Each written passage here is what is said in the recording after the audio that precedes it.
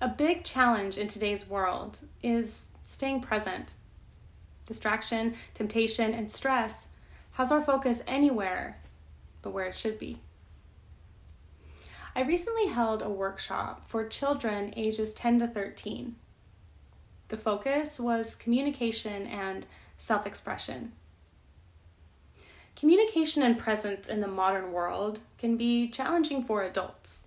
So imagine how it can feel to be a child lacking the tools to fully express yourself to those that you desperately want to understand you.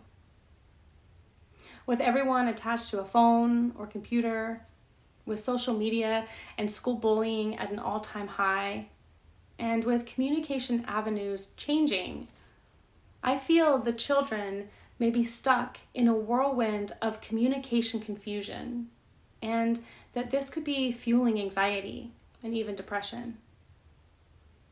One of the questions I asked the kids to answer on a questionnaire was, name someone that you like to talk to because they truly listen to you.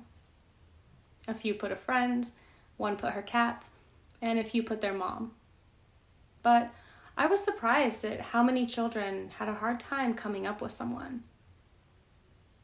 I explained after that it was okay to put yourself as that someone, or your stuffed animals, or even an imaginary friend or guardian angel.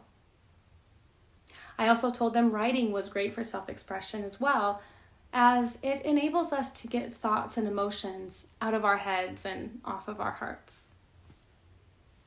I went over ways to communicate with each other that involved active listening, so they knew what that meant and what it feels like to be first the speaker and then the listener, or vice versa. Personally, I was really nervous getting in front of a bunch of children and teaching these things, as kids can be low attention and bored with stuff like this.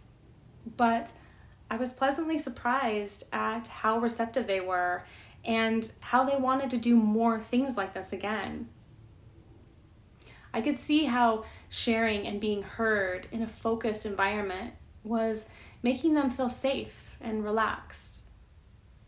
Some that were too shy or uncomfortable speaking and sharing at the beginning were opening up and sharing towards the end, as they knew at least one person, as well as some of their peers, were actively and attentively listening. Self-expression is so important for anxiety relief, whether it be through speaking, writing, painting, or any other creative outlet. Having the permission to do this without the pressure of sharing is the first step, as it creates a relationship with the self and there's a respect to privacy.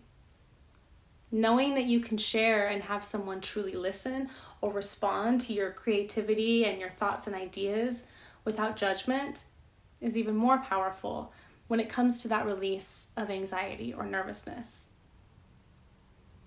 I believe we are living in a world that has us taking in so much information, data, and energy that even when we think we are listening or receiving with our people, there is a chance that we are not.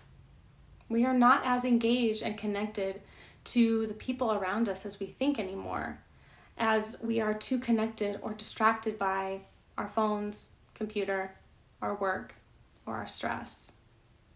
If we are struggling to connect with other adults face to face, could we be struggling to connect with our children? Are we allowing for full self-expression of others, or are we shutting them out, interrupting them, or worse, ignoring them? I know my anxiety gets really high when I feel like I can't honestly say how I feel, and if I am not being heard. So learning to express myself in an articulate way has been a part of my self-work for many years in order to ease anxious times by learning to communicate more calmly and respectfully, while also learning who I can fully express myself to without feeling judged or ignored. I asked these kids which of them felt like they are good speakers and which of them felt like they are good listeners. I will ask you all the same. Do you feel like you're a better speaker or a better listener? I now challenge you to become better at both. We all need someone to talk to. More importantly, we need someone to listen, as these two things are not always the same. The nature of our children's future is not just based on what they know. It is highly based on how comfortable they are expressing themselves honestly and how well they communicate in their personal lives. How many relationships in your life could be saved simply with better communication? Take the time to be present with your partner, your friends, your coworkers, and most importantly, your children, even in uncomfortable moments.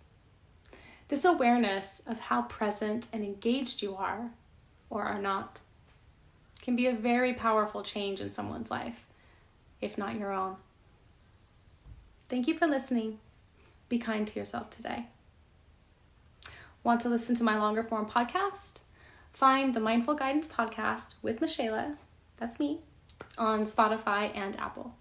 Take care.